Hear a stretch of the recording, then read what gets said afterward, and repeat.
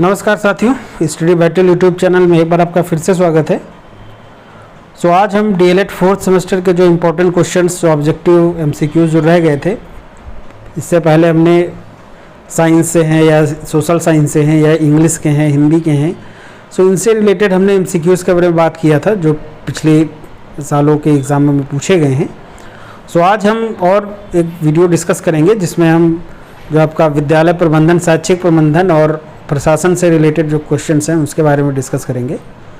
पहला क्वेश्चन इसमें कह रहा है कि विद्यालय के अभिलेखों का मुख्य उद्देश्य क्या होता है। मीन्स जो विद्यालय में डॉक्यूमेंट्स हैं या किसी तरह का जो पत्राचार है तो उसका मुख्य उद्देश्य क्या है। उसका मुख्य उद्देश्य इसमें ऑप्शन जो दिए गए हैं कि अनियमितताओं की जानकारी रखना या निरीक्षण में सहयोग या दंड का साक्ष्य या आवश्यक सूचनाओं का रखरखाव। अभिलेखों का मतलब ही होता है कि डिफरेंट टाइप्स की जो सूचनाएं हैं या जो पत्र हैं, जो प्रपत्र हैं, उनका रखरखाव करना, तो उनका आवश्यक सूचनाओं का रखरखाव करना। जो ऑप्शन बा जो है ये यहाँ पे सही है।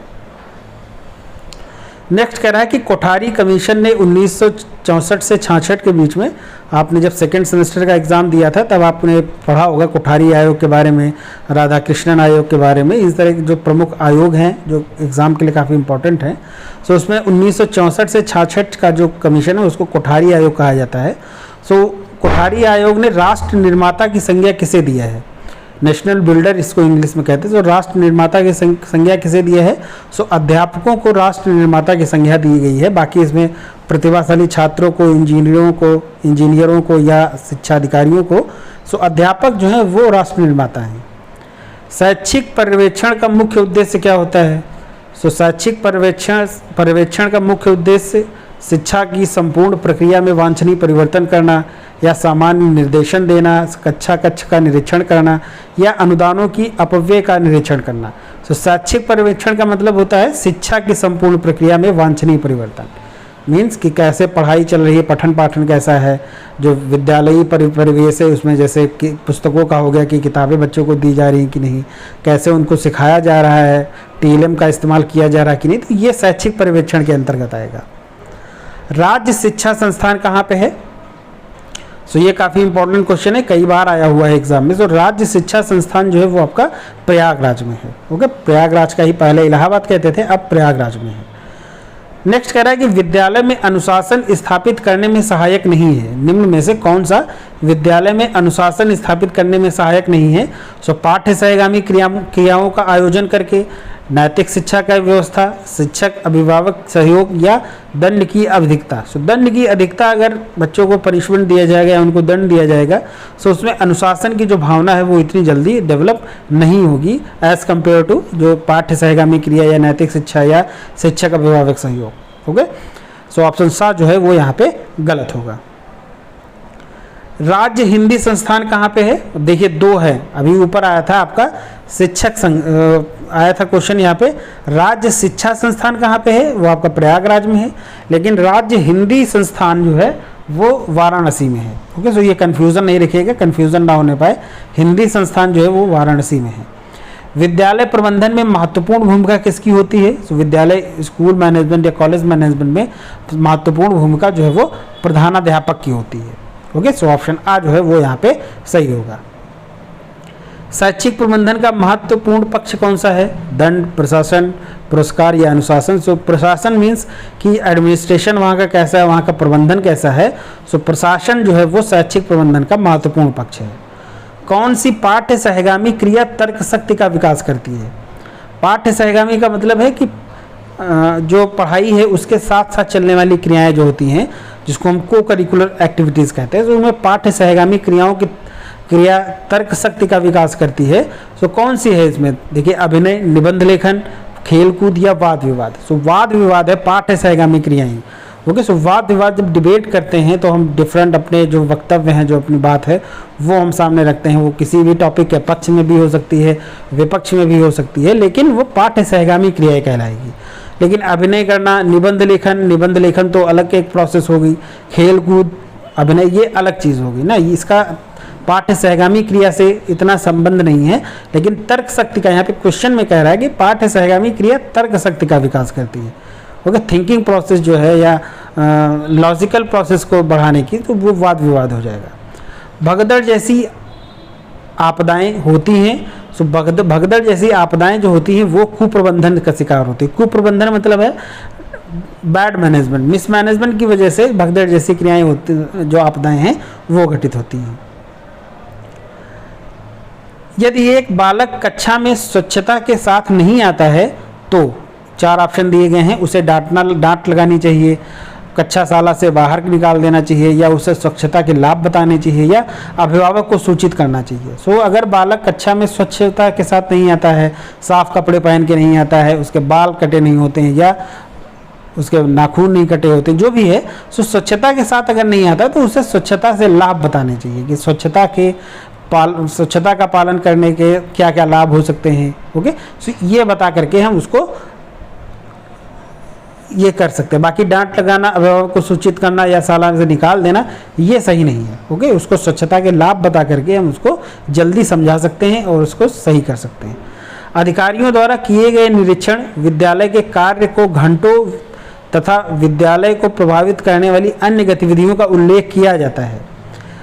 अधिकारियों द्वारा किए गए निरीक्षण, अगर कोई ऑफिसर आया है, अधिकारी आया है, उनके द्वारा किए गए निरीक्षण या विद्यालय के कार्य के घंटों, मतलब जितने भी आवर्स होते हैं उसमें विद्यालय में कौन कौन से कार्य हुए या विद्यालय को प्रभावित करने वाली अन्य गतिविधियों का उल्लेख जो है वो लॉग बुक होती है। एक लॉग बुक बनाई जाती है प्रत्येक इस विद्यालय में। सो उस लॉग बुक में हम इन सब चीज़ों को डेटा एंटर करते हैं कि कौन कौन से अधिकारी आए निरीक्षण करने, उनका ब्यौरा, विद्यालय में जो खंड हैं जिनको कितनी घंटों में बांटा गया है कि पहले ये बेला होगी, फिर आपकी दूसरी बेला होगी, या पहली बेला में गणित पढ़ाई जाएगी, फिर इंग्लिश पढ़ाई जाएगी, फिर विज्ञान पढ़ाया जाएगा। सो ये इन सब चीज़ों का जो डेटा रखा जाता है, स्टोर किया जाता है, उसको हम लॉग बुक पर कहते हैं। बाकी आपका आदेश पुस्तिका, सेवा पुस्तिका, विद्यालय कैलेंडर, ये आपके सही उत्तर नहीं है। लॉग बुक जो है वो सही उत्तर है।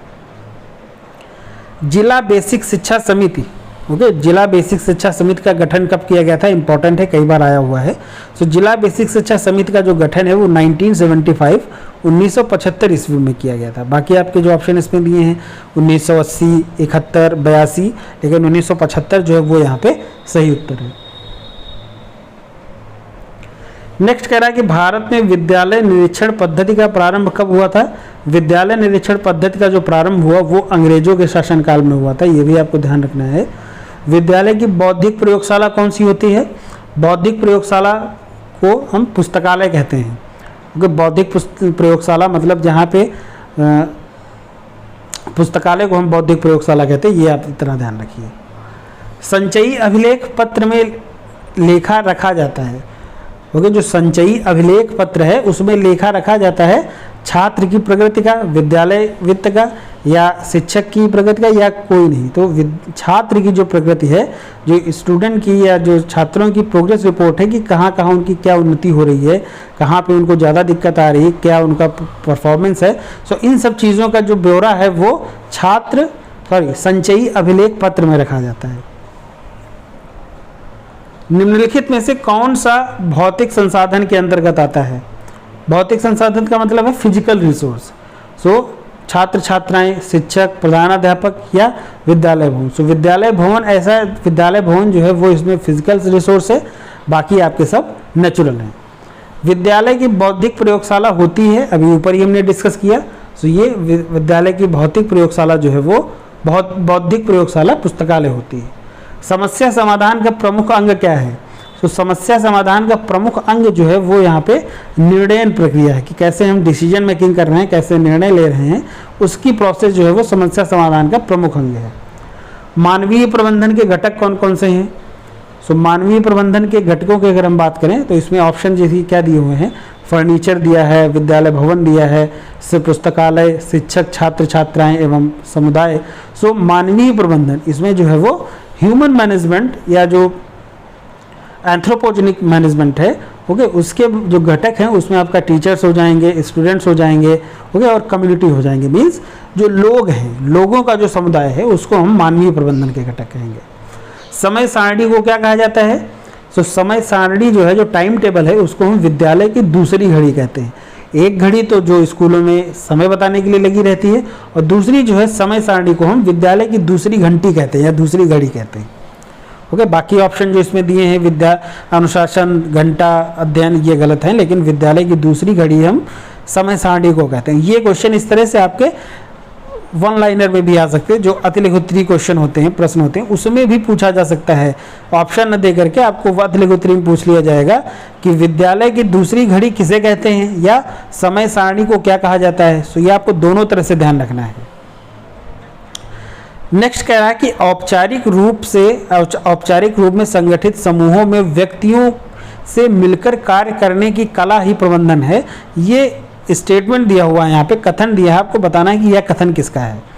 क्या दिया है कथन कि औपचारिक रूप में संगठित समूहों में व्यक्तियों से मिलकर कार्य करने की कला ही प्रबंधन है। यह कथन जो है ये हेराल्ड कीनच का है। ओके, हेराल्ड कीनच का यह कथन है, आपको ध्यान रखना है। 2018 का क्वेश्चन पूछा गया है। विद्यालय प्रबंधन में महत्वपूर्ण भूमिका किसकी होती है? अभी ये ऊपर 2019 में भी क्वेश्चन आया था, ऊपर भी हमने देखा था। तो ये प्रधानाध्यापक की जो है सबसे प्रमुख भूमिका होती है। प्राथमिक शाला के लिए ग्रामीण क्षेत्र में भवन हेतु स्थान का चयन करते समय ध्यान रखना चाहिए। जब हम प्राथमिक शाला के लिए ग्रामीण क्षेत्र में जो भवन हेतु स्थान का जब चयन करते हैं तो उसमें किस चीज़ का सबसे ज़्यादा ध्यान रखना चाहिए? तो क्या है ऑप्शन इसमें कि शाला गांव के बीचों बीच में हो, सड़क के किनारे हो, तालाब के पास हो या गांव के समीप खुले मैदान में हो। तो ये सबसे जो सटीक उत्तर हो सकता है इसका कि गांव के समीप खुले हों, गांव के पास में खुले मैदान में खुले हों। तो इससे क्या होगा कि बच्चे गांव के पास में होगा स्कूल तो रोज़ जा भी सकेंगे, और खुले मैदान में हो तो उसमें कई सारे बच्चे एक साथ पढ़ भी सकते हैं, खेल भी सकते हैं। ओके, तो ये है उनका जो एक्स्ट्रा करिकुलर एक्टिविटीज़ है वो भी हो सकती हैं पढ़ाई के साथ साथ। ओके, तो इसलिए खुले मैदान में हो और गाँव के समीप हो। मानवीय प्रबंधन के घटक कौन कौन से हैं? ये क्वेश्चन में भी 2019 में रिपीट हुआ है। तो देखिए क्वेश्चन रिपीट होने लगते हैं एक साल के बाद, देखिए कैसे रिपीट हो रहे हैं। सो मानवीय प्रबंधन के घटक अभी हमने ऊपर डिस्कस किया। सो शिक्षक, बच्चे और समुदाय, या बच्चे की जगह ऊपर जो हमने डिस्कस किया था उसमें बच्चे की जगह छात्र छात्रा था, तो एक ही चीज़ है।